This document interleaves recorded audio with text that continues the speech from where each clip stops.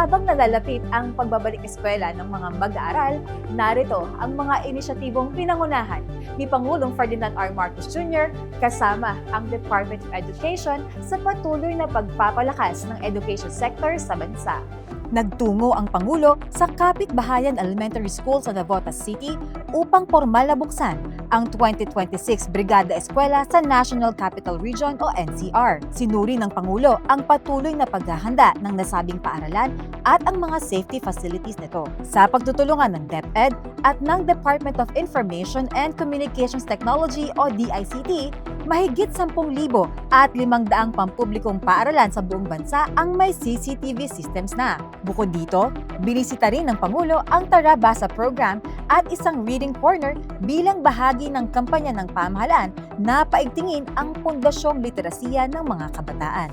Personal ding pinangunahan ng Pangulo ang isang interactive storytelling session kasama ang mga batang mag-aaral sa loob ng Reading Nook. Binasa niya ang tanyag na akdang Pilipino na ang Matching at ang Pagong na isinulat ng ating pambansang bayani na si Dr. Jose Rizal.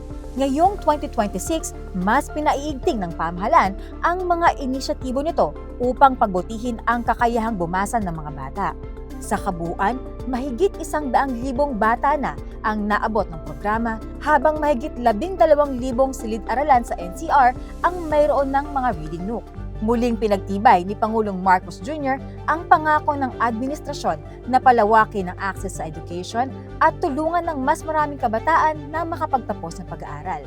Sa isang programa, hinikayat ng Pangulo ang mahigit 4,000 presidential scholars sa Maynila na pagbutihin ang kanilang pag-aaral at binigyan diin na ang edukasyon ay isang yaman na magbubukas ng mas maraming oportunidad para sa kanila.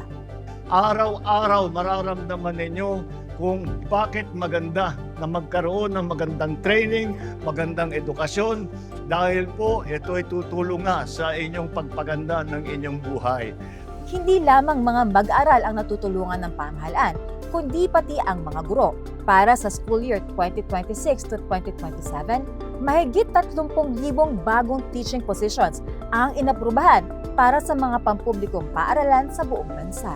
Mula sa paghahanda ng mga paaralan para sa pasukan hanggang sa pagdagdag ng classrooms at teaching positions, hindi titigil ang pamahalaan sa pagpapalawak na suporta para sa mga guro at mag-aaral. Sanib puwersa ang mga ahensya ng pamahalaan upang matiyak na natutugunan ang mga pangangailangan ng education sector at napapabuti ang kalidad ng edukasyon para sa bawat Pilipino.